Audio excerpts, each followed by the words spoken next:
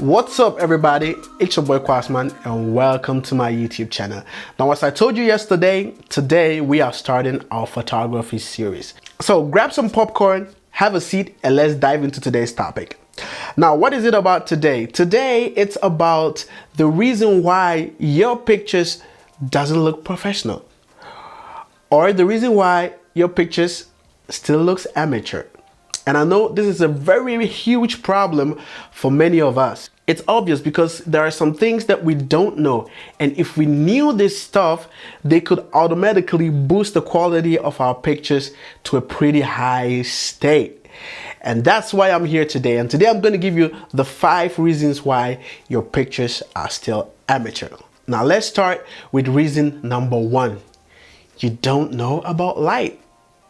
Light is pretty essential. Now take the word photo or photo. Put it into physics. What's the meaning of photo, or what's the meaning of photo? It's light. So which means photography is actually about light. And if you don't know anything about light, then you are missing out. Because even here at home, even though I'm at home, I'm not in the studio, I have light to make the video look 3-dimensional. I have a key light, I have a hair light. I'm not using a fill, but I have some practical lights also in the background to make the whole scene look beautiful. And it's all made by light. Without light, you cannot get a good looking image. So you need to learn how to use lights like this. Use lights like this. That's the flashlight. A professional photographer uses this one in places where it's, let's say, too dark, or even if there's light, he uses this one to add some fill or add some light to the light which is already there. So light is pretty essential. And if you don't know anything about light, if you don't know how to shape light, how to modify light, how to create dynamics through light, I'll be having a series on this channel. I think the next 2 weeks, there's going to be a series on this channel teaching you guys how to use light, how to modify light, how to shape light. I'm going to teach you all that and help you get some contrast in your image and letting your images pop. Now let's go to tip number 2, and the second reason why your pictures still look amateur. And that's because you don't know about composition. Guys, composition that's what makes your image stands out. You know, when I take a picture and I just grab my camera and snap the picture, it's different than me sitting down and asking myself, how should I put all my subjects in the image? How am I going to place them? Like, for example, if you open your wardrobe and you see that all your stuff are messed up, like they're all over the place, you ask yourself the question that, oh my God, this looks messy. But then open your wardrobe whereby you've ordered everything. You have singlets ordered in one place, you have your shoes ordered in one place, you have your socks ordered in one place, you have your suits and everything hanging properly. It looks pleasing to the eye. And that's what composition is all about. We have the rule of thirds, we have symmetry, we have leading lines. Those things help us to organize our subjects properly in our image. And by doing that, it will look automatically pleasing to the eye. If you don't know anything about composition and you want to learn about composition on this channel, we'll have time and talk about composition. So stay tuned, subscribe, and press the notification bell so that anytime I upload new videos, you're going to get notified. Okay? So now let's get to the next topic. The next reason why your pictures still look amateur is because you don't know anything about the fundamental basics of photography. Wow. Now, most of you are going to ask yourself the question, what is the fundamental basis of photography? Fundamental basis of photography are the stuff that are actually in your cameras. You have your aperture, you have your ISO, and you have your shutter speed. Some have got to do with the lens, some have got to do with the camera itself. And if you don't know about this stuff, believe me, your images are always going to look amateur. Because you will not even understand how to set your camera to get a blurry background. And you cannot even know how to set your camera to freeze motion properly. Because the thing is, imagine somebody running or somebody playing football. If you want to freeze that person whilst the person is moving, you need to understand what we call shutter and how to set your shutter speed.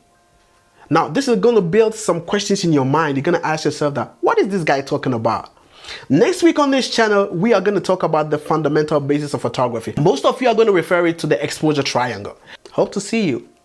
So now let's go to the next thing and the next reason why your picture still looks amateur. That's going to be my tip number 4. Now tip number 4 why your pictures still look amateur is because you don't know how to use angles. Now different angles are going to interpret your pictures differently.